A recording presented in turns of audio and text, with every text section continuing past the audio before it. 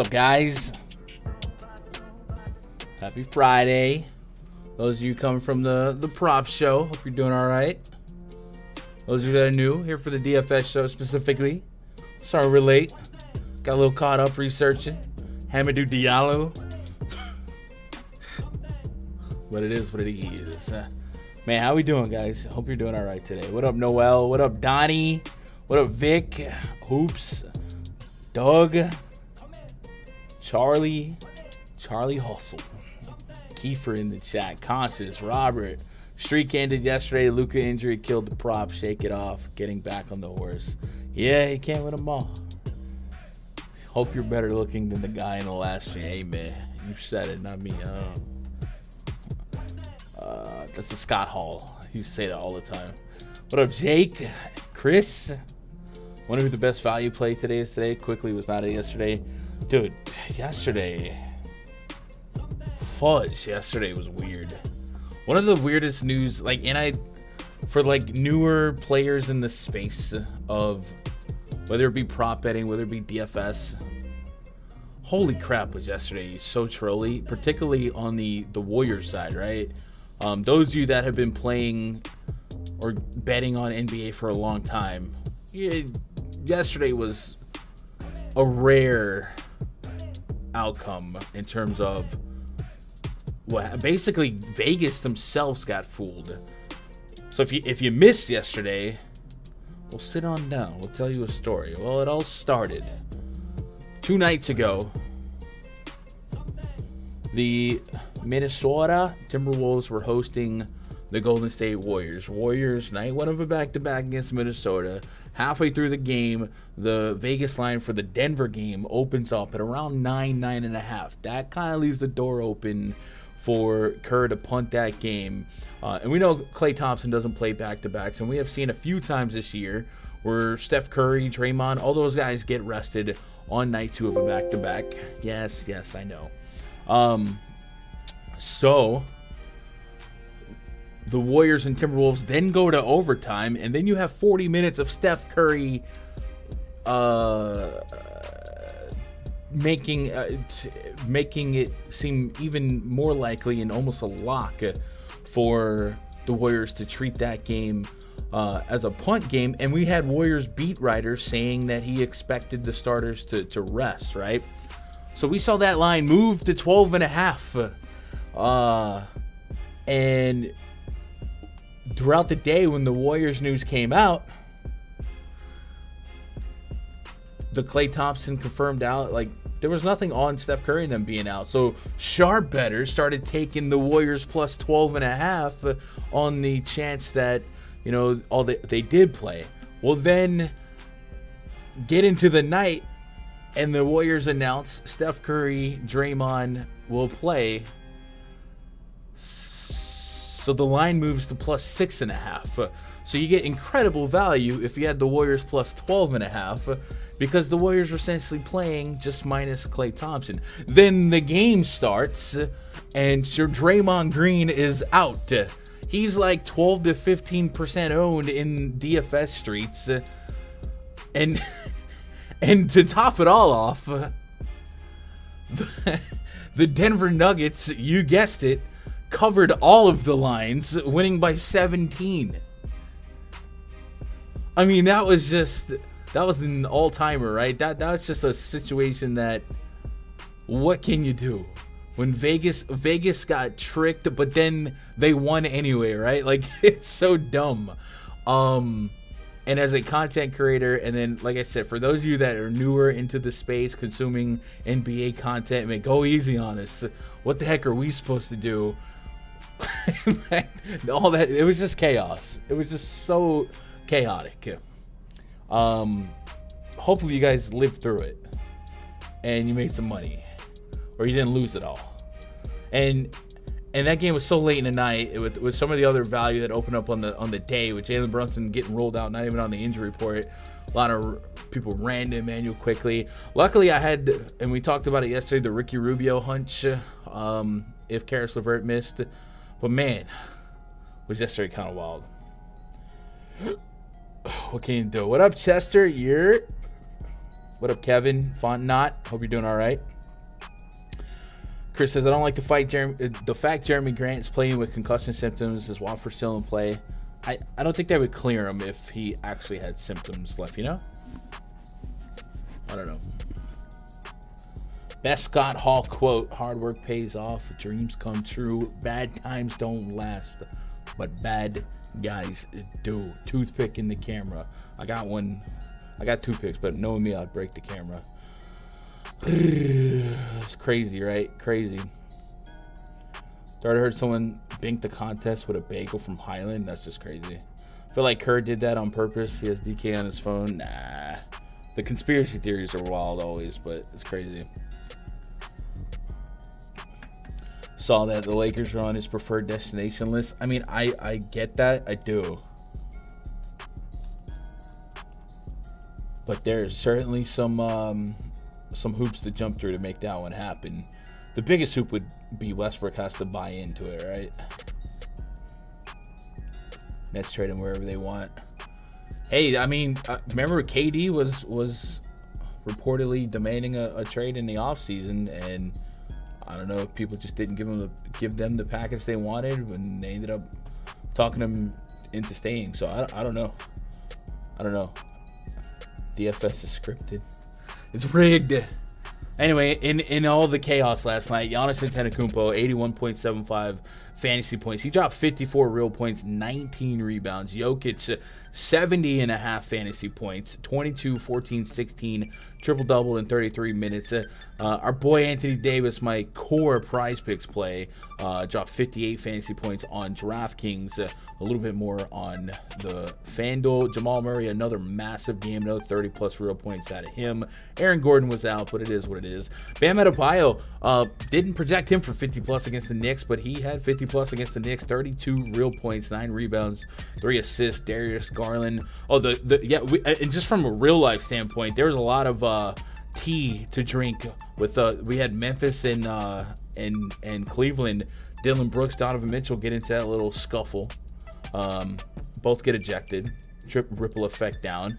Luka Doncic gets hurt. Luka is dropping 50 fantasy points in 23 minutes. Like, he was still almost top 10 in fantasy points with just 23 minutes.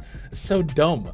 So on a slate where, you just kind of built backwards and Luka had the highest raw fantasy point projection, I mean, it was a lopsided game, sure, when he got injured. But, I mean, 23 minutes probably falls into another 10 minutes. Like, he has every right to still be projected as the slate leader. So if you're on Luka and you ate that injury like I was, that sucks. Just one of those weird nights, man. Just very, very oof. We got to move on from it. We do. We just got to move on, move forward, move onward, move upward, and get the book open for tonight. Oh, the Aaron Nesmith random nuke game. Freaking ridiculous, right? And like, I understood the projection, but man, it was so high owned. And for that outcome to happen at that ownership when, like, no one ever plays him, it's just what a weird night. What a weird night. What can you do? Let's get to work, boys and girls. Let's open up Twitter. Key news to watch as of 3:15 Eastern. Joel Embiid, questionable. Tyrese Halliburton, questionable. Rudy Gobert, questionable. Jabari Smith, questionable. Huge shout out for to Underdog for keeping us on our toes here. If you're not following them, you absolutely should be. That's the big ones. And Tyrese Halliburton is pretty notable. Last night was his first game back in a while. Played, 36 minutes. So now night 2 of a back-to-back after that. Does he play? Joel Embiid's been carrying this Q tag for a while. I think the hack on the Joel Embiid is if he warms up, he's going to play. Has been kind of the trend so far. Surely you could create a case that they're 10-point favorites against the Spurs. Spurs are an absolute G League team right now. Do they need him? No. But is there something political behind Joel Embiid to go out there and to continue these huge games? Maybe. Gobert's had this Q tag with that groin injury for a couple weeks. He's played with it a lot, and then in that last outing when I expected him to play through it again, he did not. So if in his absence, we would see Naz Reid get an instant bump. And then Jabari Smith Jr. questionable. Good Lord, what we need in this world is another Tari Eason big minute of action. So all that not insignificant as we get started on our research. If you guys are having a good day or you want to have a good day, I think hitting that like button, hitting that thumbs up button just might help you begin that journey. Hornets at the Pistons. LaMelo Ball, Terry Rozier, Gordon Hayward, PJ Washington, Mason Plumlee taking on Jaden Ivey, Alec Burks, Sadiq Bey, Bojan Bogdanovic, Jalen Duren. 240 total, 1 point spread in favor of the home team, Detroit Pistons. Hornets, night 2 of a back-to-back. I didn't see anything out there on Hayward. This is just like open air speculation. Sometimes you think Hayward maybe could be a rest candidate on a back-to-back a week before the trade deadline, but nothing's officially out there. But just something to keep in mind. If that did flourish into something, maybe Jalen McDaniels at 4,700 gets an opportunity. But for the most part, this is a 240 total. This is a very attackable total, very attackable spread, and two very attackable defenses. If we go open up that team metrics chart in the RunDFS.com NBA VIP spreadsheet, the Pistons have the second worst defensive rating, Hornets the fourth worst. So even though both teams have really, really bad offensive ratings, it's like unstoppable force and movable objects. So something's got to give. We tend to lean towards bad NBA offenses beating bad NBA defenses. So because of that, 9,100 and LaMelo Ball is projecting pretty well for me, 50-plus fantasy points. Clickable areas are Terry Rozier. I'm a little less enthusiastic about getting to him aggressively with a guy like LaMelo back. We've talked about Mason Plumlee almost ad nauseum earlier today. 6,700. I like that price point. I think the mid-30s is a reasonable output. We're starting to see Mark Williams get a little bit more run here, and I don't know how active the Hornets expect to be in the next week as the trade deadline approaches. John Smith, I appreciate that sub, man. Tell Pocahontas I said, you've never gotten that before, right? Like last night, we saw Mark Williams play 16 minutes. Plumlee still getting 31 minutes. So with Plumlee's name just kind of floating around as a journeyman center potential that could help a team. Just wonder, if we might see some more showcase opportunities for him going forward. But I think 6,700, I'm getting a decent enough projection that he'll be in the blender for me on DK. The 7.1K on FanDuel is earned, but it's efficient. On the Pistons side, rotation feels kind of cluttered. I'm still getting Bogey with the highest minute projection for me. The ROI on everyone's individual price, it's clickable, right? I'll take a 30 from Alec Burks if it gets me over. Same with Bey, Bojan. The front court is where I'm the most hesitant to grow an attachment for the Pistons. Jalen Duren, I want to play him. I do. Super nutty matchup. But I wonder how far north above 27, 28 minutes can I get with confidence on the projection. I don't think it's that high. So I kind of just think I'm down on them. And that's unfortunate because this is one of the matchups I've been attacking all year with centers. So spin the wheel, make a deal with guys like Bogey, Bey, Burks, Ivy in the blender for me. And that's kind of probably it. And give me Melo, Rozier, and a little bit of Plumlee. Maybe I'm sleeping on Hayward and PJ. PJ's getting a modest projection at a modest price. Is what it is. But I think Melo has a true ceiling worth being attached to. So I'm in it.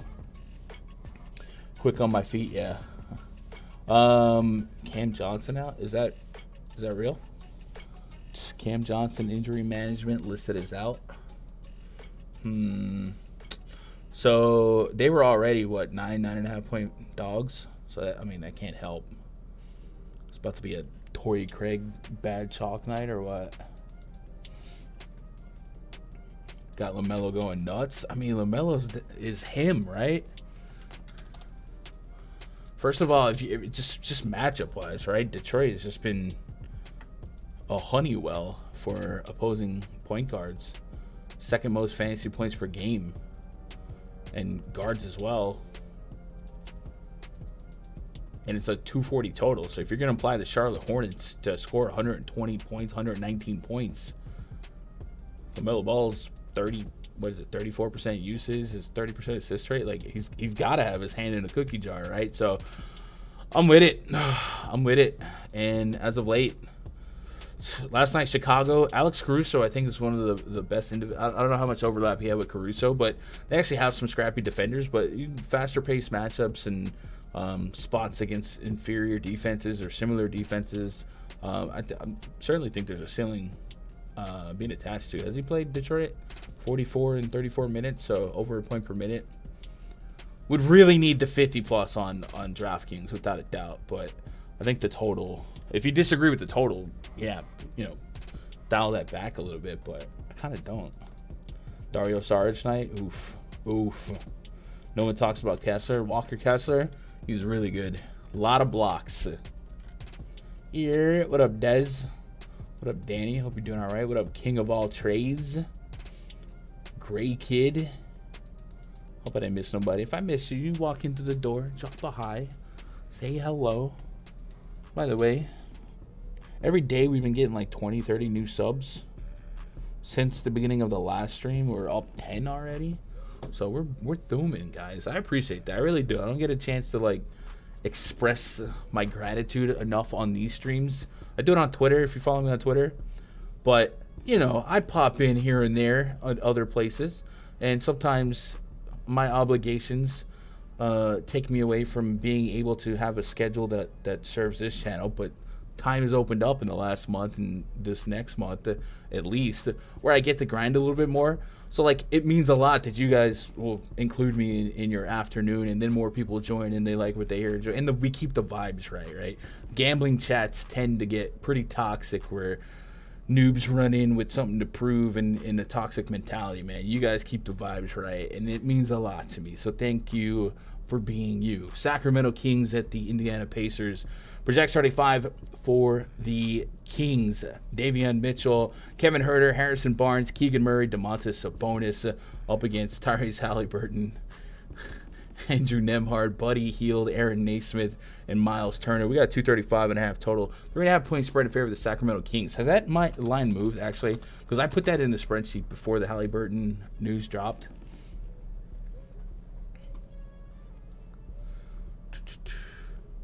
Or did they just like remove everything?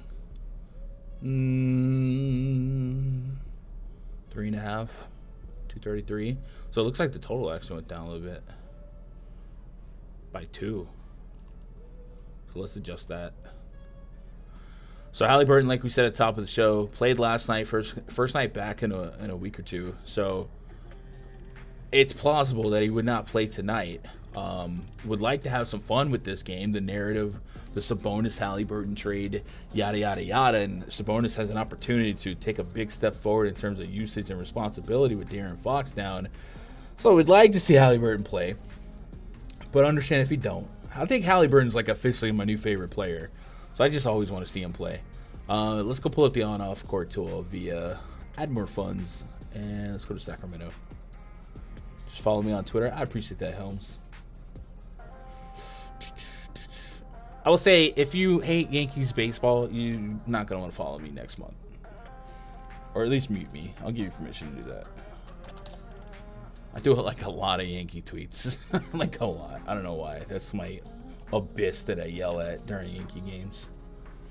Sabonis on the court, Fox off the court. We'll look at the month of January, I guess. 1.3 fantasy point per minute, 25% usage rate, 32% assist rate. That assist rate is really high. We were thinking about that for prop streets, and then since the beginning of last year, I had a little bit more substance, a little bit more sample to it. 22% usage rate, 32% assist rate. So similar numbers, linear to the shorter sample size. So all things Sabonis look good. And what I was saying on the prop show is I would feel better about extracting ceiling outcomes from Domantas Sabonis if Halliburton played, right? Because the Pacers gain and or lose a lot of, I think, did we say 4 points or 6 points? Tyrese Halliburton Let's do Pacers. Pacers offensive rating with Tyrese Halliburton this season. Especially if you hate Judge. Bro, if Aaron Judge homers and I don't tweet, it's almost like, is Gunn dead? It's like, somebody check on Gunn. The Pacers have 115.1 offensive rating with Halliburton this season. And then without, they lose 4 points. So, TJ McConnell's good, right? So, whatever. But I would feel better about Sabonis' ceiling outcome if Halliburton did play. But I understand if Halliburton didn't play. And then, in the absence of De'Aaron Fox, we're sliding Davion Mitchell into the starting lineup. He's bare bones min price on DraftKings, 3,800 on FanDuel. So just from a value perspective, that's looking really, really solid, and it's probably going to be attached to a lot of ownership. Peeking over at ownership for this slate, I do see Davion Mitchell towards the top pretty quickly on DraftKings, and then Davion on FanDuel, not as quickly, but still attached to ownership. So something to keep in mind. Mitchell, I think, is more of a guy that's going to load up on defensive peripherals, like steals and stuff. Let's see. Davion's the one they call off night, right? Or off day? Off night? I think it's off night. What's he in this split? Davion is 0.6 fantasy point per minute. Yikes. Why do I remember that being better? Maybe it was when he was playing without Sabonis as well, perhaps. And then everyone else in this lineup has such a... It's Luka-esque, where it's like Sabonis at 1.3 and everyone else is good luck.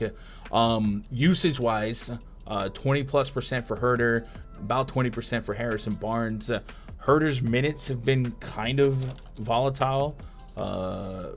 Post-hand, I guess, 19 minutes in a 10-point game against San Antonio, 22, 36. Certainly would expect and want to replace De'Aaron Fox's 24 points per game in a implied, 117, 118. Like, it's not just going to be Sabonis dropping 20 points. You look at Kevin Huerter or Harrison Barnes to pick up some slack here. But I think it all comes with volatility. I think there's a pretty wild range of outcomes. And there's even, a range of outcomes where we just get like 25 for a piece from everyone. I'm going to modestly project essentially Huerter, Barnes, Murray all around 30 and just kind of set some parameters amongst them.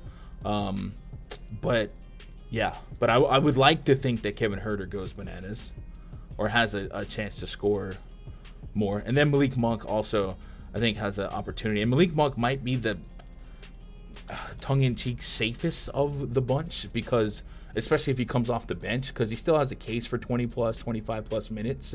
And we know he's kind of like the Benedict Mathurin here versus what we see on the other side. So I feel like his minutes are pretty stable, and then his usage is going to be pretty rock solid as well. So I think Malik Monk past Sabonis might be my favorite click here. Anyone else got a strong lean or tell? I didn't really explore the thought of Monk on PrizePicks earlier. Is he listed 16.5 points? And that's it. 16.5 points. What does the model have Malik Monk at? 13. All right. We'll see what the starting lineup is. What up, Ego? How you doing?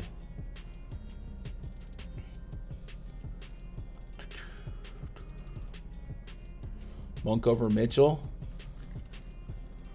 The projection says yes.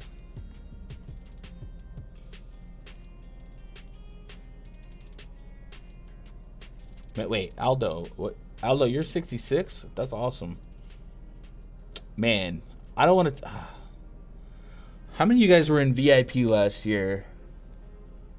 I don't know if I should tell this story.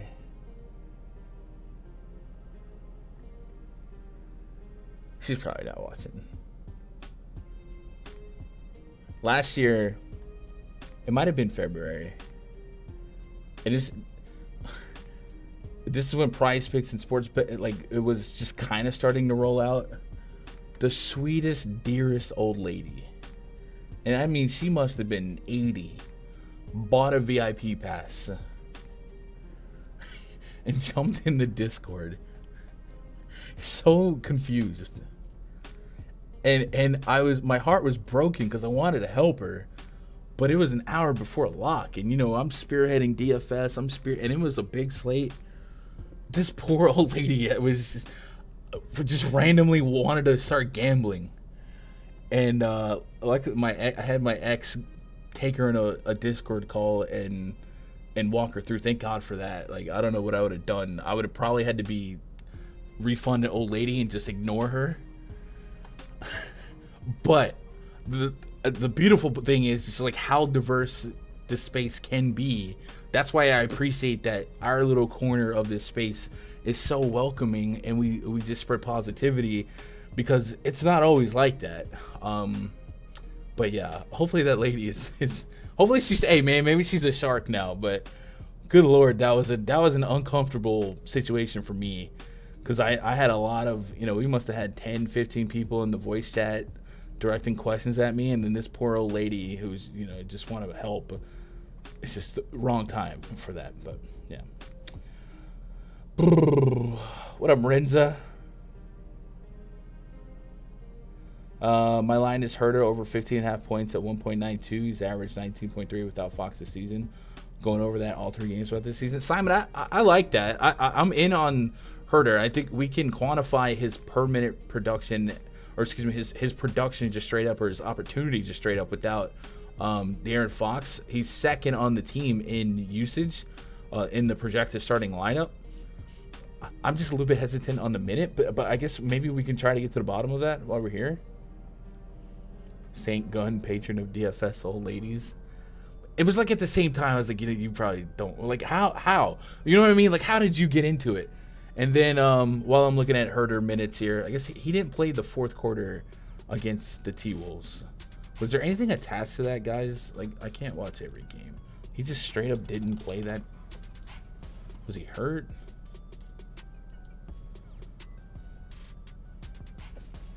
And I think I told this story the other day. I live 3 lives out there, man. Gambler, pro wrestler, Fortnite player. And as I'm playing more and more public matches on Fortnite, I run into people that are playing on PrizePicks. They have no idea who I am. But like the other night, this drunk dude that just obviously has a different process than a lot of us when it comes to selecting stuff, he was sweating Max Strus over real points against the Cavs. And I was just like, how do you even get there? And obviously he was game log watching. I think he had 0 points, like literally had 0 points that game. So it's like we tend to somehow, we're in our own bubble here where we like each other and we respect everybody being smart in their process. But my goodness, there's a lot of super casuals out there, and I guess we need them. But in a way, that's the beautiful. To me, diversity is the most beautiful thing on the planet. But it's kind of beautiful how many people are just like playing PrizePicks and sports betting right now. From old ladies, from old school cats, youngsters, young bloods, man. You just really don't know who's out there sweating a parlay on PrizePicks tonight. So next time you're out at Applebee's or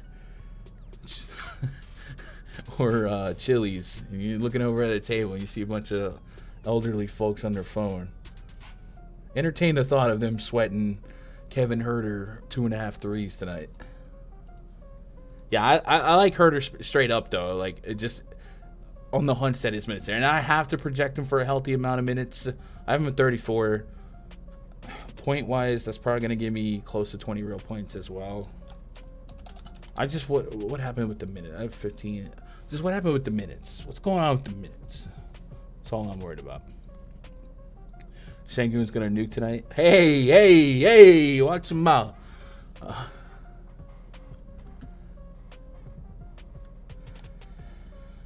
You're the DFS Pope? Nah. I've been betting basketball middles for 50 plus years. Live betting is great. Love it. Will never see Gunn wrestling for WWE on the Triple H someday? Probably not.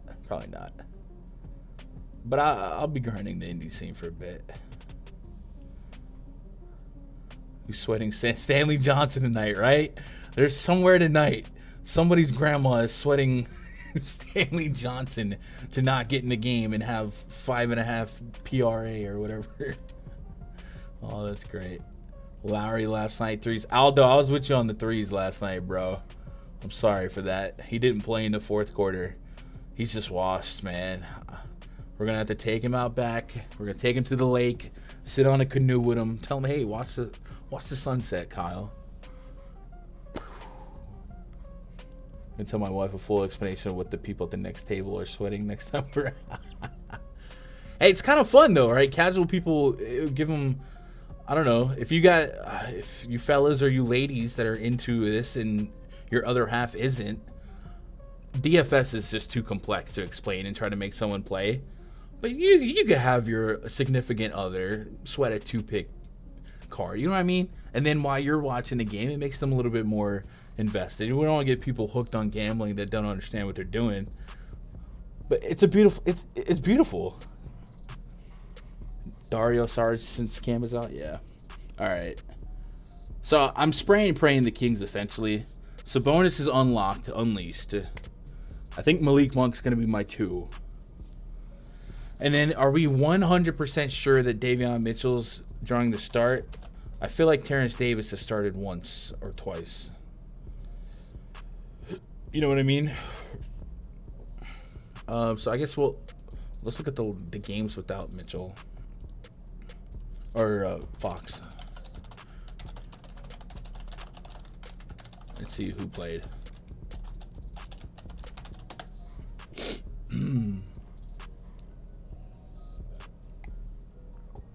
I took them from you, give them cement shoes. Hey, man, if you took all my PrizePicks plays yesterday, you should have made money. We did AD as a core, that smash. Randall under 40.5 PRA, that hit. Lowry over 1.5 threes. I don't want to talk about it. Terry Rozier over 2.5 threes, that hit. John Morant under 27, that hit. Luka got hurt. And then Jared Allen over 33.5 fantasy points. So we only missed 2 yesterday. Unfortunately, Lowry was a tier 2. What are you going to do? All right, looking at these last 3 games this season without De'Aaron Fox. So we've got Davion Mitchell on the December 11th. We've got Davion Mitchell on December 9th. And then we've got Davion Mitchell. Okay, so it looks like every time it is Davion Mitchell. All right. And then Kevin Huerter in all those games has exceeded 30 fantasy points, so that's good. But it's not like he's dropping 40. But he is 17, 19, 22 points on 16, 15, 17 shot attempts, perhaps. I don't even say overly efficient, but 4 of 9, 3 of 7, a little bit on the better side. How about Davion's performance in those games? 15, 21, 16. And then on the 4-10, 22, I think that was the stretch without Sabonis, where Davion was just playing 40 minutes with no one else. Yeah, 40 minutes with Justin Holiday, Damian Jones, Trey Lyles, Harrison Barnes. So we can kind of erase that. So I guess here's what I would say game theory wise. And it could change because the 3 games this season, Miami, Cleveland, New York, we're talking 3 of the slowest pace, better defensive rating teams. So I'm willing to be open-minded here. But if I told you that Davion Mitchell was 1 in 4 lineups on DraftKings at a 0.6 fantasy point per minute production rate, do you start looking elsewhere? You know what I mean? It's min price, so I understand if your answer is no. If you take a 21 at 3K against the Pacers, and Pacers is a dramatically better spot than those aforementioned 3 matchups, I'm kind of leaning towards trusting positive regression, whatever. But I understand if you also think that maybe he's overvalued in this split because he's 5th in the starting unit essentially in usage. So just a thought. Should start Gundaker University. No, wait a minute. I feel like that's a whatever that guy that got arrested, his name, I don't know. His name Tate. We start taking turns down to 8. Let's go. Why did I just picture? I can see you and Emac at the nursing home. What happened to Davion Mitchell? Used to actually be pretty good as a rookie. Yeah, Jasu, I think we're looking at that. And I think it's just a matter of responsibility, right? You look at last year's production with those massive games. We go to Phoenix. We'll go to New Orleans. We just mentioned who he was starting with. He was the best player on the court. Now we've added Domantas Sabonis, Keegan Murray, Kevin Huerter wasn't on the team last year. He doesn't have to do that, and he doesn't have to play 40 minutes. The assists used to be insane, though. So I don't think that it's a that he got bad situation. I just think now he's not the clear best player. He's arguably not even a top 3 player on the starting lineup. So it is what it is. All right, we gotta wait for this Halliburton news. If Tyrese Halliburton doesn't play, TJ McConnell's still at an elevated price point because of that stress where Hallie was out. Almost 7K on DraftKings, 6K on FanDuel. Understand all of the arguments for and against it. I don't mind it. The Naismith and Nembhard clicks after last night. What are you guys thinking? We have spent a lot of time on this game. I'm sorry, guys. It's Naismith that went off last night, right? 3,600. Stayed the same price. The last 2 games, 24-38, with and without Halliburton, and now in a pace-up spot. What are y'all doing here? What was different last night outside of a couple more shot attempts? 2 assists, 3 stocks. Yeah, that's just crazy that it happened on the night. He's so high, much higher owned than usual.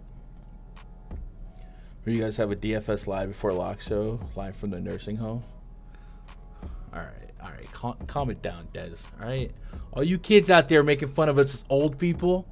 One day, you're gonna be me. Let's move on from that game. Let's wait for the Halliburton news. Wizards hosting the Blazers. Projects running 5 for the Blazers. Damian Lillard, Anthony Simons, Josh Hart, Jeremy Grant, Drew Eubanks up against Monte Morris, Bradley Beal, Kyle Kuzma, Kristaps Porzingis, and Daniel Gafford. 236.5 total 3-point spread for the Wizards. So Jusuf Nurkic out. Jeremy Grant had to leave the Memphis game at halftime with a concussion. He cleared that sucker really quick, but he's in. So I would assume and trust in the process that if he's cleared, that means he's good to go. And let's pull up Portland and paint a picture. First of all, Damian Lillard is just ridiculous. If you're not into prop betting or you just got into prop betting, his lines, they're not normal. Like, it's actually crazy. What we're seeing for Lillard, and I've actually seen him go down since last night, and it's still borderline astronomical. Let's put Lillard, let's put Simons and Jeremy Grant on. See what we might expect here. You're 39. Oh, Dad, you're actually older than me. Oh, then you okay? All right, you earned the right.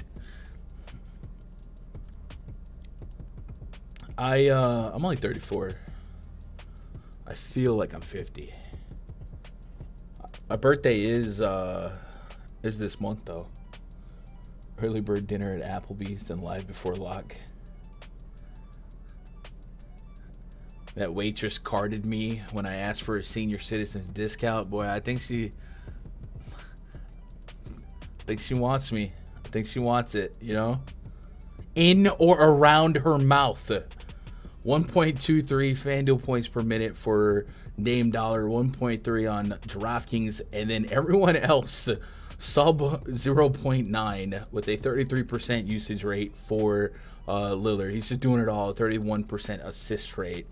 If we bring that, if we bring that to just like the month of January, I feel like he's hit that next gear, but much similar to what we've seen historically, yeah, still in the 34.5% usage rate. Simons is second, 24.6%, but still no stable per minute production to like really lean on with a high level of confidence. We do see Drew Eubanks push 0, almost 1. Same with Josh Hart. This is more like peripheral based than anything.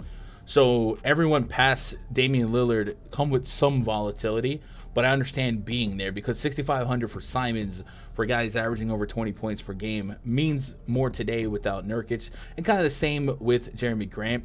Eubanks just projects really, really well, particularly on DraftKings, but both sites very attackable considering the opportunity before him. He did step in, and maybe it's not a 1-to-1 situation because there were minutes without Jeremy Grant that last outing, right? 7 shot attempts, filling in for Nurkic in that stretch. He also had 5 fouls in those 24 minutes. Is that a known issue for Drew Eubanks? Let's see. Drew Eubanks fouls per 36 this season.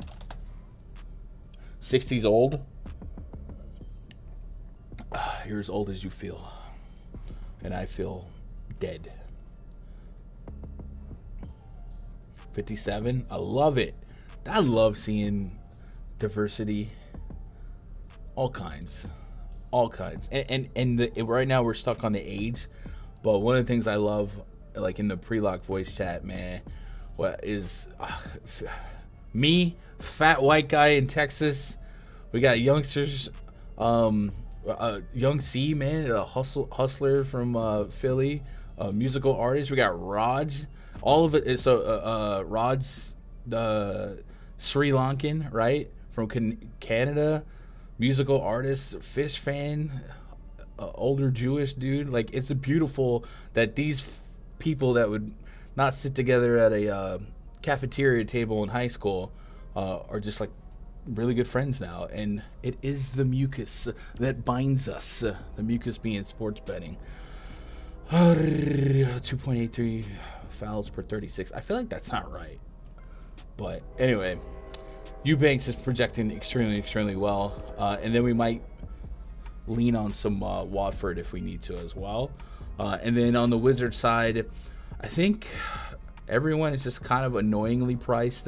I'm still not comfortable with getting Bradley Beal much north of a 30-minute projection. 30. There was a couple of overtime games where he leaked over, but it just seems like 30 minutes is what you see, what you get. And it's hard to get like an extravagant projection on a glass ceiling in minutes, right? So Porzingis is maybe the most intriguing click to me, but I'm not coring or everything here is probably a tier 3 at best. And I don't really have any reason to be opposite. Lillard, though, we can have a big stake in Lillard. The prop board is wild on him. Right now I've got him top 5 in projected fantasy points. We'll talk about Siakam and why I think my projection is way too high. I'll have to logic that down. And then Tatum, this was before some news came out, potential blowout. Joel Embiid, potential blowout. So I think there's a real merit into projecting Lillard as, you know, a priority tonight. And we're getting some value at the center spot to kind of build backwards. So I'm in on Lillard. And what are you going to do? Sports betting could end racism. It really could. Like, it really could. Let me ask you, if your uncle... Okay, all right.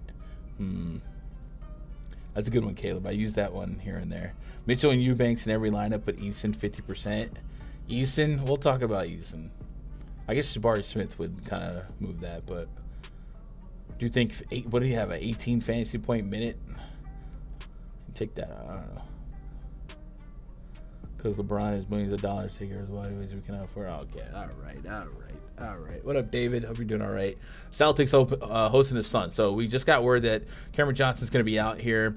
So we could push Torrey Craig up. We could start Dario Saric. It was already a 9.5 point spread. This is starting to look like an uphill battle for the Phoenix Suns and the Celtics at home. They've been chilling at home too, right? They just smacked the Nets a couple days ago. Dude, what a home stretch here. They've been home since the 26th. So they're fully rested. Phoenix traveling after getting smacked by the Hawks and traveling east. Different temperature, different time zone, and arguably the best, one of the best teams in basketball. So uphill battle here, and hard to get warm and fuzzy on any of the Suns specifically. I think I'm out. I could get behind, the thought of Dario Saric on DraftKings if he's the starter, just because we supplant, maybe double to 2.5 the amount of minutes that they should play, based on a couple of variables here.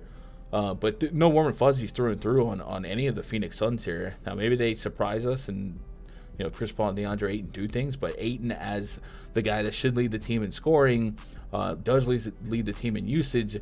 He gets a tougher matchup against the Celtics front court, and Robert Williams being off restriction. If he can stay out of foul trouble, he is one of the best center defenders that you could throw around that rim and give Ayton some fits here. So tougher matchup than usual. And then one of the things we talked about on the prop show was the Celtics are so good at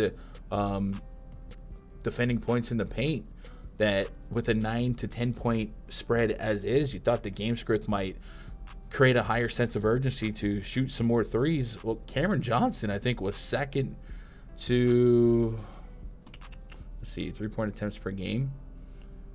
Cameron Johnson led the team in 3-point attempts per game without Devin Booker, and had the highest 3-point field goal percentage with sample size. So on that game script, you could make a case that your best weapon to kind of keep that game close is out. So does Cameron Johnson mean more than the average player might assume? You know what I mean? I think the answer is possibly yes. 7. Yeah, look at this efficiency: 5 for 7, 6 for 7. That's nuts. So I don't know, man. I think this is a really sour spot for the Suns. So I'm probably gonna sit this one out from DFS standpoint. If we get to a dollop of Dario, whatever. But I don't think even then I'm not that excited for it. It's gonna be a pace down, yucky spot, and kind of the same with the Celtics.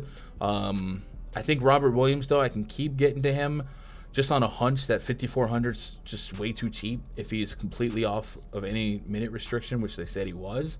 It's not that I love this matchup, but I just think the price is too low for his per minute type of production. And then we just stagger Tatum here and there where it happens. I think Jaylen Brown falls more on FanDuel because of the price point, but they both drop 50. It is what it is. And, pre-flop, Tatum on the board in this type of spread, that type of money can go get me the Sabonis's, the Damian Lillards, guys that are in projected tighter spots and better spots to extract ceiling outcomes, if that makes sense, right? So if you guys disagree or if you guys have a hunch, definitely throw it at me. But I'm usually the out guy on a lot of Celtics games anyway, right? Mikal Bridges' whole stat line looking nice for tonight. It might be a steal on PrizePicks. You think so? I typically like Bridges for the simple fact that he's easy to project for 38 minutes, and minutes equal opportunity, so I'm not against it. Philly's not likely blowing out San Antonio. The 76ers have played down to competition all year. Oh, God. Brandon's back.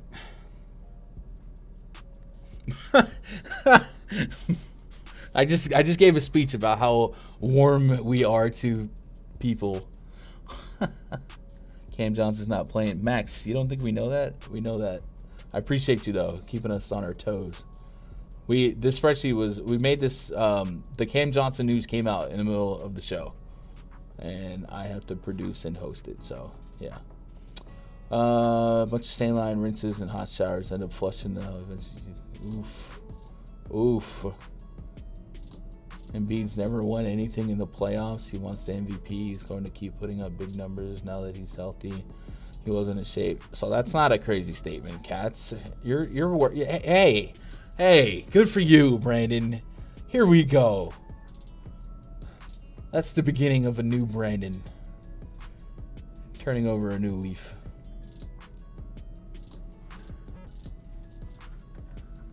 Glad you're feeling better. Past Brown and Tatum. Like I said, Robert Williams is probably going to be the guy I get to the most exposure to.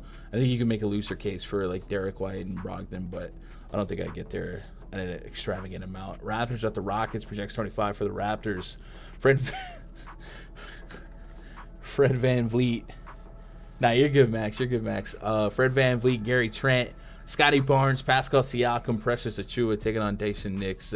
Eric Gordon, Kenyon Martin, Jabari Smith, Alperen Sengun, 225 total. 7.5 points spread in favor of the visiting Toronto Raptors. Man, this...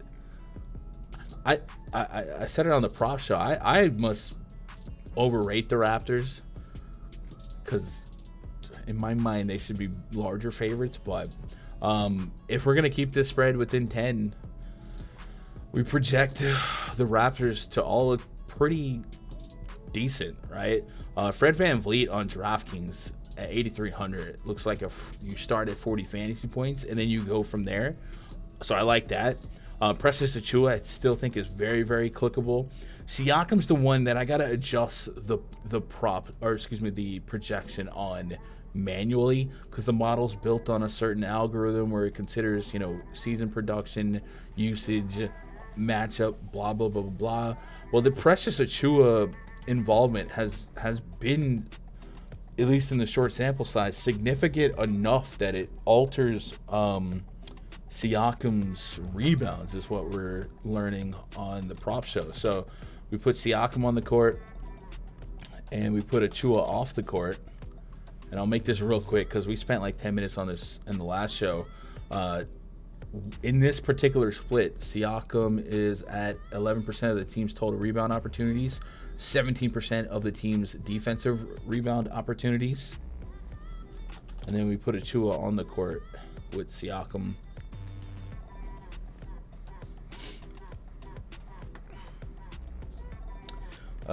It goes down, let's see, it goes down to 13.9%, and then Achiuwa is here at 17% of the team's total rebound opportunities.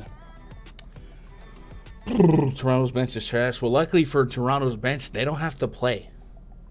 It's a dumb take. Toronto plays zero defense. They should not be over 7-point favorites. Zero. Their starters are playing a huge minute. Blah, blah, blah, blah, blah, blah, blah. Blah, blah, blah, blah. King Baez, thank you so much for the sub, man. I hope you're doing all right today. So I think I'll drop the Siakam projection a little bit. Not to say he's off limits, but I'm in. But give me Achiuwa, give me some Trent here. But my top exposed guy's probably gonna be on DraftKings Fred VanVleet, backing it up with Achiuwa, and then on the Rocket side, it's kind of murky waters. I know the last game was kind of exciting if you played Tari Eason, but probably got to be honest with yourself. You were a little bit on the lucky side with just a ridiculous possession that resulted in like 18 fantasy points. I still think he's like clickable, but we're coming off a couple of plus matchups. 19 minutes against OKC, 21 shot attempts. I mean, this is not sustainable, right? It's so dumb. And I showed you guys the clip yesterday of that one possession where it was just like put back, and he kept missing, getting his own offensive rebound. So just super stat patty. At 6K, the projection came back as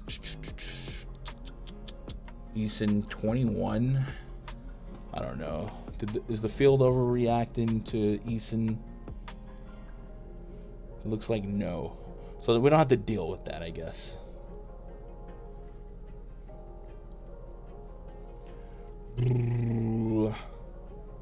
Opinions and views. Yeah, I will say this: if the toxic words are used, mods, you can do what needs to be done. Usually, I don't mind hot takes as long as the vibes are right. Dumb take, that's a little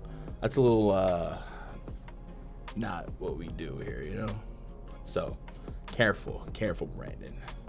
Who I'm 100% sure Brandon's not a real person anyway. Like, I don't think that's a real person with those opinions based on what he said in the past.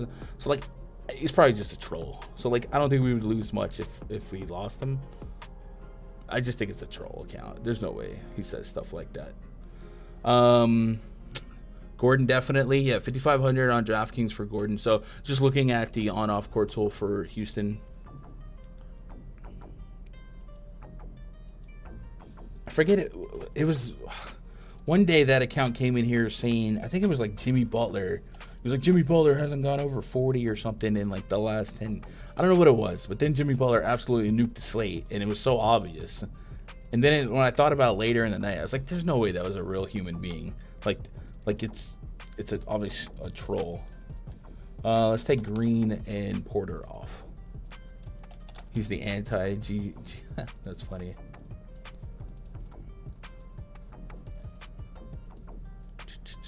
All right, Sengun, Green, Porter.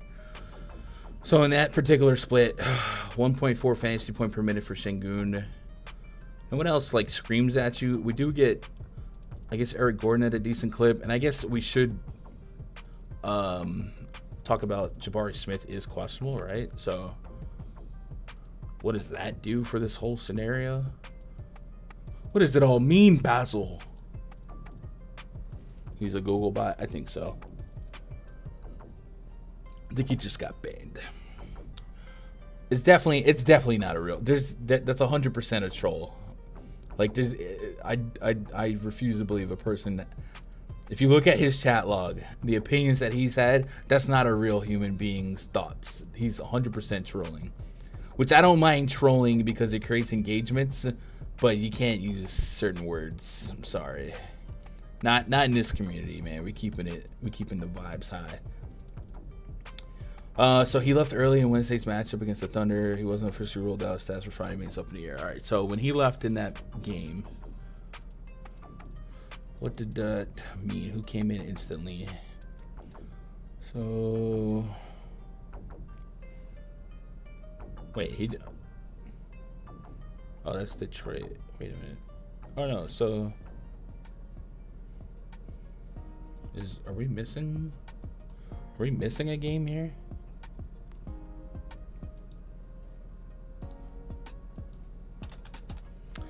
I might have to hit them up, be like, yo, what's going on here? Because I gotta keep opening popcorn machine to get what I'm looking for. There we go. So Jabari Smith left with a minute-ish left in the fourth quarter. Or a minute into the fourth quarter. Bruno Fernando. I remember tilting Fernando because I needed another rebound from Sengun. So Fernando was playing directly behind Sengun there. Is it Kenyon Martin? No. I guess it was Josh. I don't know. I guess they were just had bodies on the floor. And it's different with the Thunder because they're not a real team either. They're not a real team. So there's a real chance Jabari can't come back. Or doesn't play, I'll say. And then that means they close with Jayshawn Tate, Nix, Sengun, Gordon, Kenyon Martin.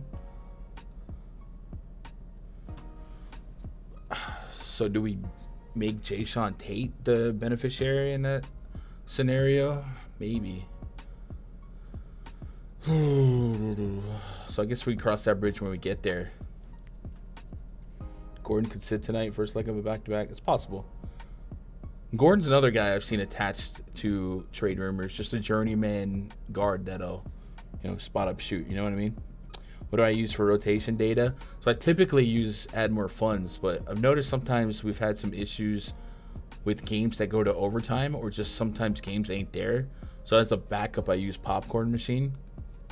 But Popcorn Machine is completely free, so you could use that if you wanted to. Kyrie wants to be traded, yeah.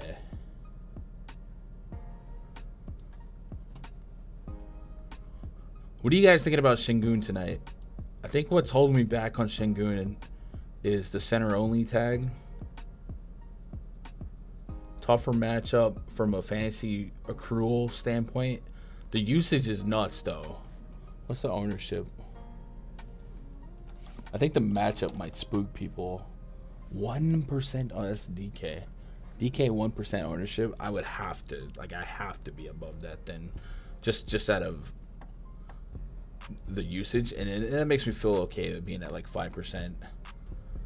Rockets seem really, really hard to project from this far out. Maybe the Jabari Smith news and a starting lineup would help me stabilize some of these numbers. But generally, I would be happier to not have to sweat the Rockets. So hopefully. I'm off Sengun. Okay. I think Sengun on FanDuel at 8,400 still giving me some life and some hope. And as long as if the ownership stays like a fraction of a percent, you know what I mean? I'd get to some. And I feel better about that. Like, I would feel uncomfortable if he was like 10, 15%. But I think I'll chill here. At 8,400, I'm in. A little bit. Wouldn't be like, I don't know if I would get to it in 20 or less, but it would be in the mix. LaMelo Rozier mini stack tonight. Melo, Sabonis, Markkanen stack easy to get to. I'm with that. This price getting a bit high for all the center value. I agree with that. I still like the thought of the minutes that he might play, but I'm not happy about the matchup. And by the way, on the Raptors side, I still think Chris Boucher in your back pocket's worth having, especially in this particular matchup. A team that plays no defense. And I guess on paper they allow a lot of blocks, right? And as a hedge to Achua. So I plan on being pretty invested in Achua in this spot. And my hedge has been Chris Boucher. I'm going to say hedge, but I'll have exposure to Chris Boucher, and I put him in the same group on Fantasy Cruncher to prevent them being in the same lineup. I don't think it's impossible that they both deliver here, but that's just kind of like if Achua got in foul trouble against Sengun or something like that, I would expect an immediate opportunity for Boucher. And they're both foul prone in this spot, but that's how I attack that. Yo, Gun, please tell me you didn't play Vooch. You talked me off him, and I didn't play him. I had some. He wasn't a core or nothing like that. What do you have? Like a get me over 40? Something like that, right? Magic at the T-Wolves, 229.5 total. Markelle Fultz, Gary Harris, Franz Wagner, Paulo Banchero, Wendell Carter Jr. taking on D-Russ, crossing over with Anthony Edwards, Jaden McDaniels, Kyle. The Andersons got tickets to the game. How'd they get tickets? Rudy Gobert, 229.5 total, 4-point spread in favor of the home team. Minnesota Timberwolves. Gobert, questionable. Didn't play last game with the same Q tag. Has played several games prior to that with the same Q tag. So I guess it's truly a game time decision. Maybe we'll have that news earlier. In the scenario where Gobert doesn't play, Naz Reid is an instant click on both sites. Luckily, his price has gone up a little bit since that last outing where he nuked at like 3.8K. So we have a $1,000 increase in price. I feel like this is just keep him there for now, you know. But just absolutely incredible production. 24 and 13, 22 shot attempts, and didn't even 8 threes. Naz Reid gets down like that. Not very efficient, but yeah, from a fantasy perspective, still opportunity at that price point. Not likely something that we would have at lock, but also not impossible. Only an hour after the first game tip, so it's possible that we have Gobert news, right? And if that happens, then yeah, we adjust accordingly. Anthony Edwards minutes is a beautiful thing to chase, so he's probably my favorite click past that situation. And then if Gobert's down, Kyle Anderson is more intriguing to me. Let me make sure that I'm not stupid. This probably won't prove that, but let me make sure. Kyle Anderson, we'll put Gobert on the court. I feel like we said his rebound rate goes up, and his assist rate was kind of stupid too. This is just, yeah, okay. So this month, Kyle Anderson has an 8% total, represents 8% of total rebound opportunities with Gobert, who's at 21%, and then 11% defensive rebound rate. And then we'll take Gobert off in that split. The 8% goes to 14%. That's like a dramatic jump forward, you know? So like if Rudy Gobert was out and we saw his rebound prop line move last game, it's not up now because of the Gobert news, but Anderson does represent more rebounds, and I guess that also correlates when Naz Reid is shooting 8 threes. But maybe, I guess what's the per minute? Over a fantasy point per minute. So I guess I would feel better about Kyle Anderson exposure if Gobert sat again. Long story short. Magic, I don't know what to do with the Magic. I really don't. Banchero is about the only interesting piece for me. Guy that's projecting pushing 40 fantasy points. I'll take that all day long. Under 7K on DraftKings, under 8K on FanDuel. But certainly a diluted enough rotation that nothing in this Magic player pool gets to a tier 2 or better for me. Individually, you can make cases for Fultz under 6K, Wagner 6K, under 7K Banchero, and under 6K Wendell Carter. I'm not pushing back on it at all, but there's a lot of vulture opportunity, and there's also a lot of opportunity for everyone to just play like 27 and a half minutes. You know what I mean? So I tend to stay away from that situation. Let's get caught up on chat. Saw the Twitter warrior saying Naismith was a bad play last night. It sounds like he was way overowned. He was 15%. So, Caleb, again, overowned is relative to probability of optimalness.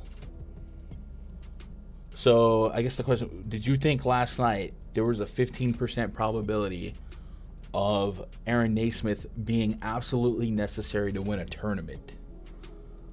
I would probably assume that you did not. You know what I mean? So relative to that statement, that's what overowned meant. I do think value sucked yesterday, a pre-flop, especially without the Warrior news. But I think we would agree that Naismith never has a 15% probability of winning you 100K every night. You know what I mean? So that's what they meant. So they're not wrong, but that's also not to say he was a bad play. Projections liked him points per dollar, but that's the context of the overowned there, you know. Only guys I got wrong yesterday was Luka, Halliburton. They're nuts for playing full minutes. Lucky, yeah, Luka got hurt. Halliburton did his thing. We did talk about Halliburton minutes. You know, it was never a guarantee that he would be a strictly limited. It was just kind of assumed, and we've seen several times this year people come back and play big minutes off the rip, and Halliburton's a young gun, so was something we explored. I have to pop my neck so bad. 1 second. Oh man, that hurt, but it felt good at the same time. Don't sleep on 6100 Killian Hayes. Yep. Luka had 50 in like 20 something minutes, bro. It was nuts. Spurs at the Sixers. All right, let's do one drop. One drop. You see it? Is it above me on this one? Ow. Yeah, coupon code FEB3, FEB3, 25% off anything at rundfs.com when it comes to VIP memberships. I say use that 25% to get the more bang for your buck discount. The All-Star to All-Star break pass is live.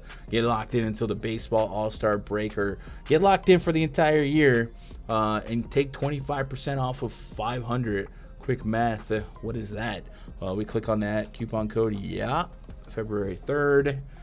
Brings it down to $375. $375 gets you the entire year of NBA, baseball, football. Gets you $150 credit. So you can almost rebate that down half. So less than $200 for the whole year. That's kind of dumb.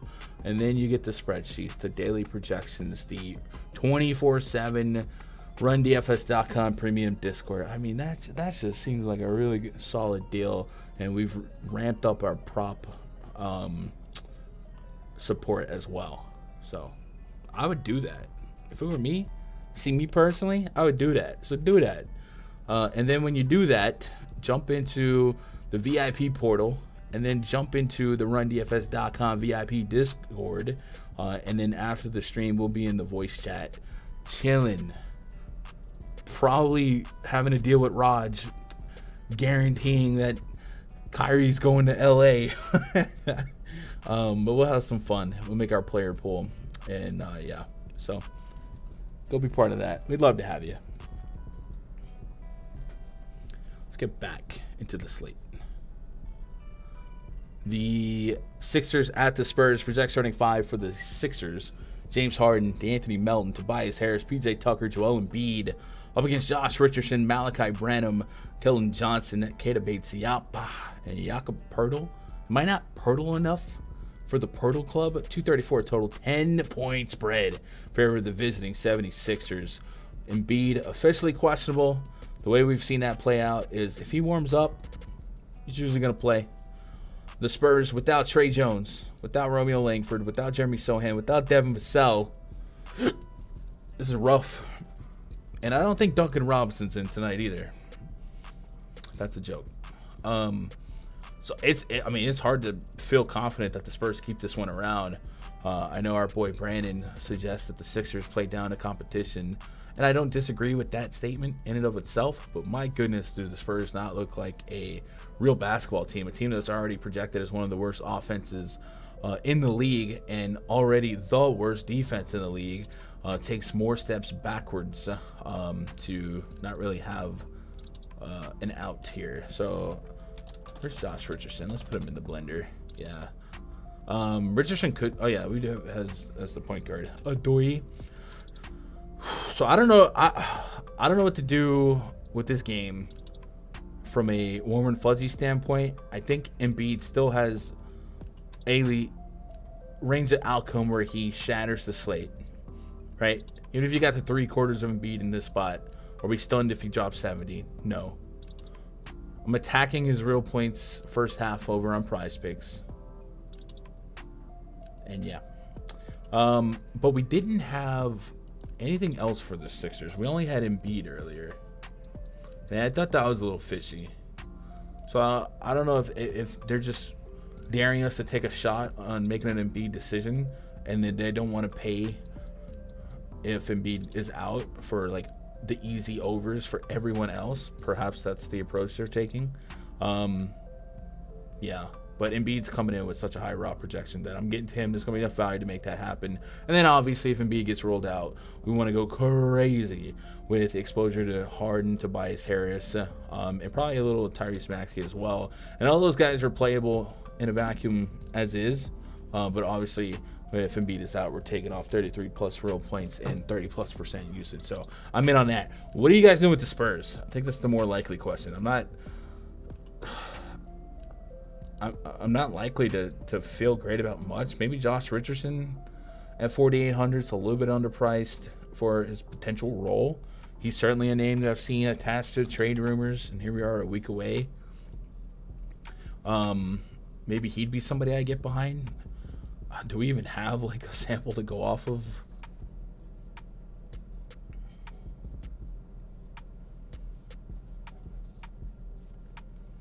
What are your thoughts on Gobert's availability? I have no read on it. I mean, I don't know. I'm assuming he's closer to in than out. I thought that Gobert could have an out against the Warriors with potential small ball pushing him away, you know? So maybe it was like a calculated rest. Fudge. I don't know. Devin Vassell, Trey Jones. Sohan. This is rough. Malik Brannon. Yeah, they're all just in a blender here. Embiid's probably going to play. If I had to make lineups right now, I would assume he does. But you know what happens when you assume. All right, so let's put Jay Rich and Keldon on. Let's take off Devin Vassell, Trey Jones, Sohan. 16 minutes. There's nothing. We can't make definitive high conviction statements based off of that, right? It's not proper. Is Bates-Diop playable? I think price-wise for opportunity at minutes, I mean, the team's not going to go out there and score 0 points, right?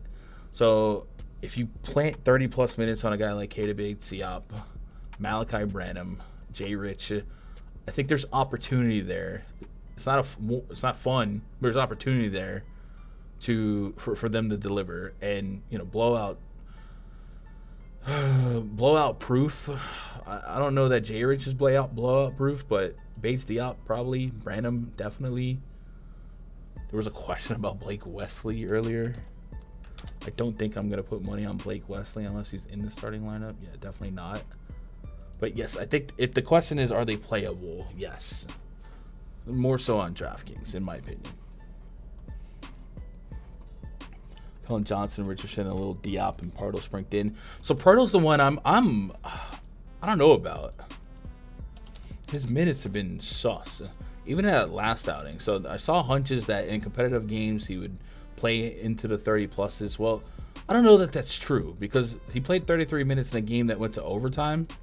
So like he was still on track to play 28 minutes, and like I struggle affording him with a aggressive projection, and then going against Embiid, a little bit of foul propensity, but also a lot of blowout propensity. So even if you believe that his low minute projection or his low minutes played lately have been blowout induced, well, here we are at another game, and we're going to see a lot of games where the Spurs are sizable underdogs here. So if you told me 32 minutes or 30 minutes of Pirtle at 5,600, got you back a super solid 6+X ROI, sure, I don't disagree. But it's hard to feel warm and fuzzy about that, especially against a Sixers defense where Joel, and this Sixers defense with Tucker, they've been really suppressing opponents' success in the paint and opponents' success as a fantasy play. So it is what it is, right? Like I wouldn't push back and I wouldn't co-sign it. Pirtle in that split, by the way, 1.37 fantasy points per minute on the 17-minute sample size. Really good, but likely due for some stabilization one way or the other. Brandon played 32 minutes. No chance he plays that even a blowout. I think it's very possible in a blowout. I don't think you're protecting Branham. Bates Diop, meh. Stanley Johnson probably plays. Dougie McBuckets is just kind of elder statesman, journeyman. I think Branham and Bates Diop would be the two guys that I would assume would be last guys off the court in a blowout in terms of the starters. And then you can run around with Zach Collins or Isaiah Roby's probably in the cleanup crew. But I think Branham and Branham especially probably is decently safe to be out there. So I'm fine with getting the Branham, especially if we're pushing volume away from the front court and then we elevate our sense of urgency for the three ball.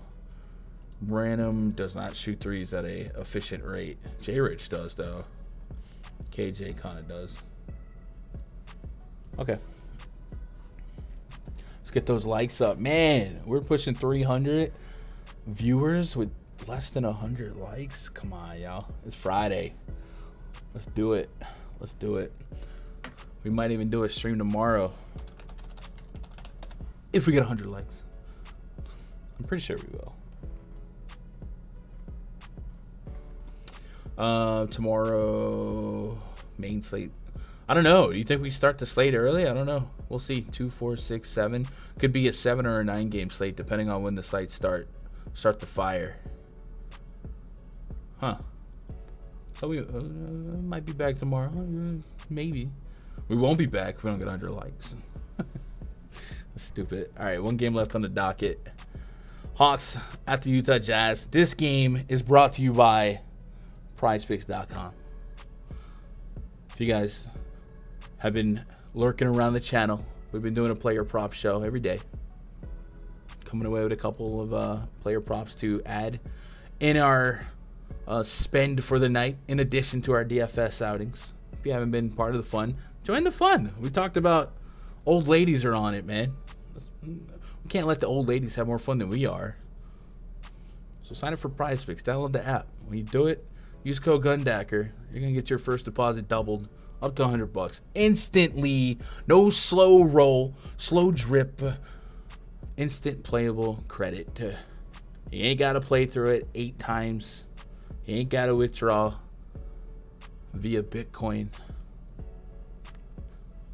And make some money, man. There's a lot of great content out there for it. So And when you do that, they show some love. They help keep these streams free. You get a double deposit bonus. They get some love. It's just a mutually beneficial partnership for all of us, the viewer, the consumer, the product. So shout out to PrizePicks. I'm sure they love that we just used that that setup as they drop. Hawks project starting 5: Trae Young, DeJounte Murray, DeAndre Hunter, John Collins, Clint Capella up against Mike Conley, Jordan Clarkson, Lowry, Markkanen, Kelly Olynyk, and Walker Kessler. Ranger 242 totaled, 1 point spread for the home team Utah Jazz. So pretty juicy total, pretty tight spread. We want to attack this game for sure. On paper, Trae Young, DeJounte Murray, Hunter look the most intriguing, with Trae Young and DeJounte being the exclamation points of that statement. And then on the Utah Jazz, I'm very intrigued with Larry Markkanen at 8,400 on DraftKings. A little bit intrigued in Jordan Clarkson if we're just chasing ceiling outcomes. But Larry Markkanen looks like the most fun to click on both sites. And I'm getting a really rock-solid projection, 45 fantasy points essentially on both sides. So, yeah, I'd gladly put that in the blender. Let's mark it in shot volume lately, 13, 20, 16, 14, getting to the free throw line too, so super plus there, and double-digit rebounds in a couple of these outings. So I like me some Larry Markkanen. I guess when it comes to Trae and DeJounte, sometimes I consider splitting them, one or the other, but I think they can coexist at these prices in this total. The front court, I'm a little less than enthusiastic, dabbling around with Capella, with the Congo around, with Walker Kessler being in that front court. Kessler, really strong defender. I know on the season their points in the paint allowed has been elevated. So maybe we can chop that down to a smaller sample size. I do think Kelly Olynyk is the guy I want to attack on defense, so it is a maybe better than usual spot for John Collins, because I certainly think Kessler and Capella stand around each other more often than not. So maybe Collins is the de facto beneficiary from Kelly Olynyk defense. We look at defensive rating for the starting lineup on the Jazz.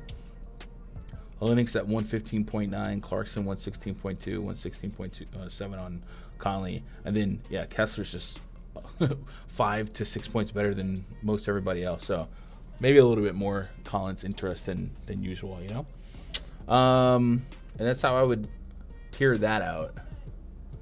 What are you guys thinking? Anything specifically? Let me get caught up on chat. There's a lot of chat going on right now.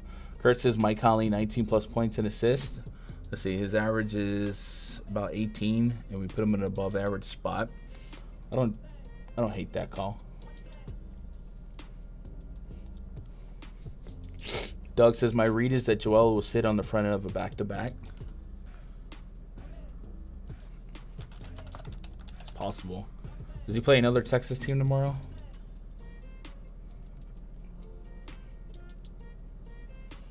Tomorrow. Do they even play tomorrow? Play the Knicks on Sunday, so it's not a back-to-back.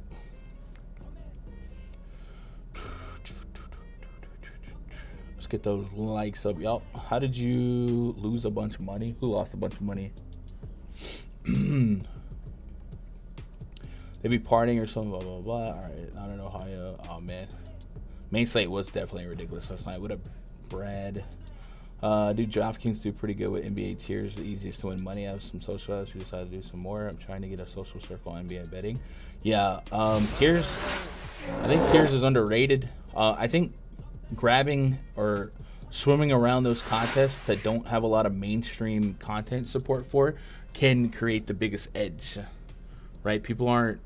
There's no live stream right now breaking down NBA tiers or the obscure showdown games. Sometimes just the straight up late showdown games have a lot of money in it. So yeah, get into those contests where you don't have to beat 100,000 people. Definitely could be more profitable for you. I have a tiers process and a tiers strategy. I've been meaning to throw a video on it, but I also don't know if I want to give away my secret sauce.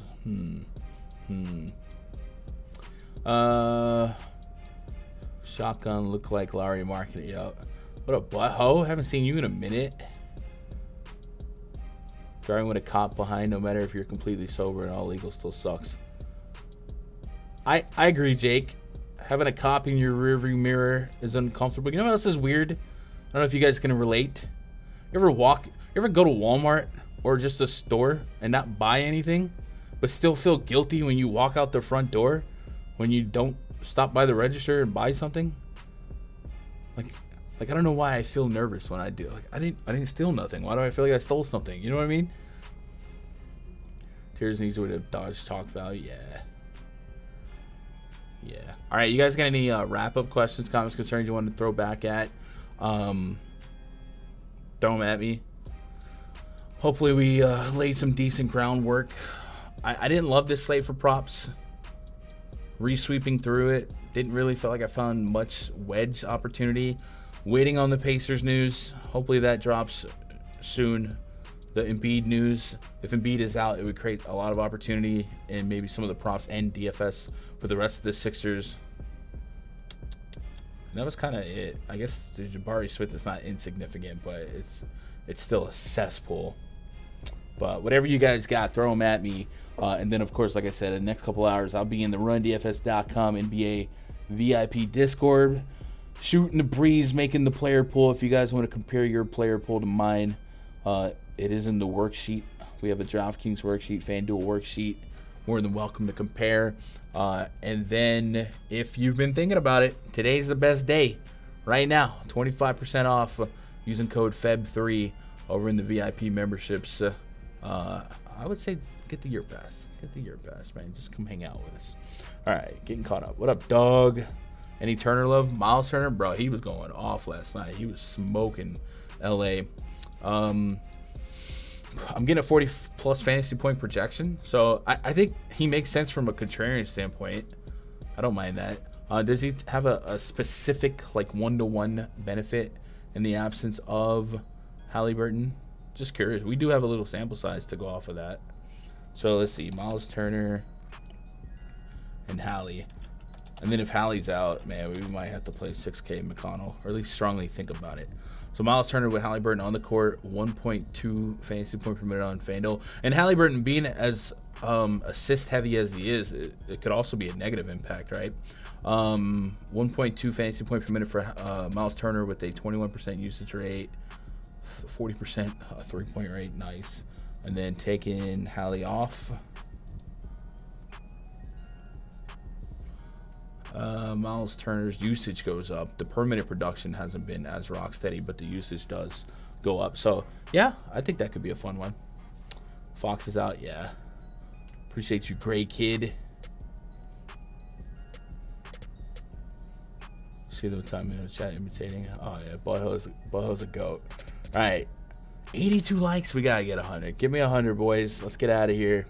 On the way out, smash that thumbs up. Barnes or Herder tonight on FanDuel. I would say Barnes for floor, just because he's more likely to play 36 minutes. Herder seems to have a little volatility.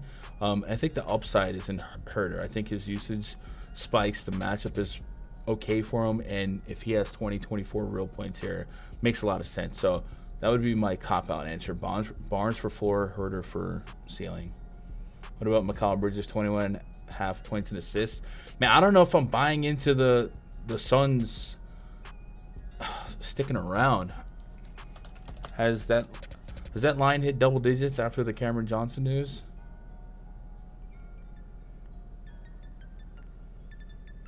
Mm, 10.5. It has. So it moved up a point. So I just don't know that I want to get invested on Bridges. Usually with Bridges, I like playing the fact that he's going to play 40 minutes, but I don't know if he's playing 40 minutes tonight. You know?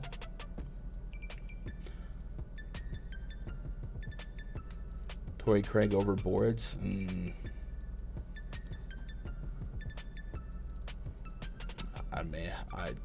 Y'all are in a different aisle of the grocery store than I am. I'm very selective. I don't know if I want to sweat that. What's your top pick on PrizePicks from earlier? Embiid first half over 16.5 points is probably the one that's gonna take the cake for me. We didn't really have warm and fuzzies today. I really think this is the most difficult board all week that I've had to dissect. I apologize for that. Some slates are going to be friendlier than others, but this one pre-flop, like, I don't have anything that I nominated as a tier 1 yet. And I don't know if Embiid gets rolled out or if Gobert gets rolled out and they give us some like Colin Anderson, like maybe I'll start adding to the pool here, but right now it's rough. It's rough. 76, like, appreciate that. Doing a trade deadline special. I probably won't. But I know that Josh Engelman and I want to say maybe Adam or maybe Laffy. I feel like Josh always does a yearly trade deadline special. So I would watch that. Y'all don't want to hear me speculate trades. But I don't know that for sure they're doing that. I'm assuming they do. I feel like they do it every year. What do you think about Anthony Edwards over 6 rebounds? I think Gobert would kind of sway my confidence there. Averaging 6 rebounds per game. The Magic pace down spot from the last couple games, but the minutes for Edwards is great. And Magic, yeah, it wouldn't be a warm and fuzzy, but let's see what the prop line is, or the model on Edwards. 6.8. So I have him close to 7. So the projection is on the over. Need a good 6-man for tonight. Scams. I don't know if tonight's the night that I'm gonna feel great about a 6-man. All right, I gotta get ready to jump in the pre-lock Discord. You guys, welcome to come join me. Get behind the paywall at rundfs.com. You guys are the best. I mean that. Probably have a show tomorrow or 2 shows tomorrow. Hopefully. We'll see what the main slate looks like for DFS. Go catch the deeper dive if you're not hanging out with me in the Discord. I love you guys. Thank you for making part of my afternoon be part of your afternoon. Tell somebody you love them. I love you. Good luck. God bless. Go win some money.